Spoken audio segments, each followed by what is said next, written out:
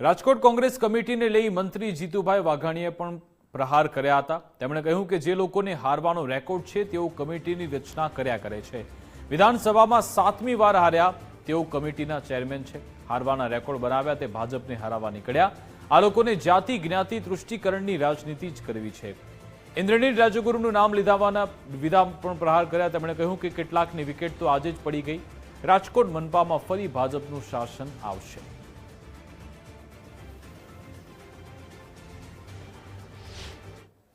કોંગ્રેસની વિકેટો તો એમના રાજકોટના નેતૃત્વની અંદર સતત પડતી આવી છે।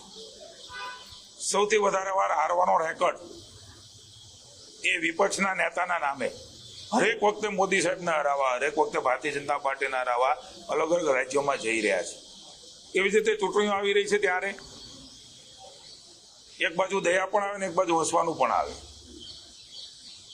જે લોકો હંમેશા ભારતીય જનતા પાર્ટીને હરાવવા નીકળ્યા હોય એટલું જ નહીં, સૌથી મોટી જવાબદારીઓ નિભાવી હોય એમના પક્ષની, એ કોઈ પ્રમુખ રહ્યા હશે, કોઈ પદાધિકારી રહ્યા હશે, કોઈ વિપક્ષના નેતા રહ્યા હશે, કોઈ ઉપનેતા રહ્યા હશે, કોઈ અત્યારે અલગ અલગ જવાબદારીમાં હશે, એ બધા જ લોકોને પુનઃ એકવાર હારવા માટે ભારતીય જનતા પાર્ટીની સામે અલગ અલગ કમિટીઓ, અરે ભાઈ કમિટીઓ બનાવવાની આવશ્યકતા નથી। ભારતીય જનતા પાર્ટીએ જે પ્રકારે રાજ્યની જનતા માટે કામ કર્યા, આમાં કોઈ અમારો અહંકાર નથી, પણ કોંગ્રેસના કાળા કામો, એના કરતૂતો, એમના શાસનના કરતૂતો આજે પણ જનતા ભૂલી નથી।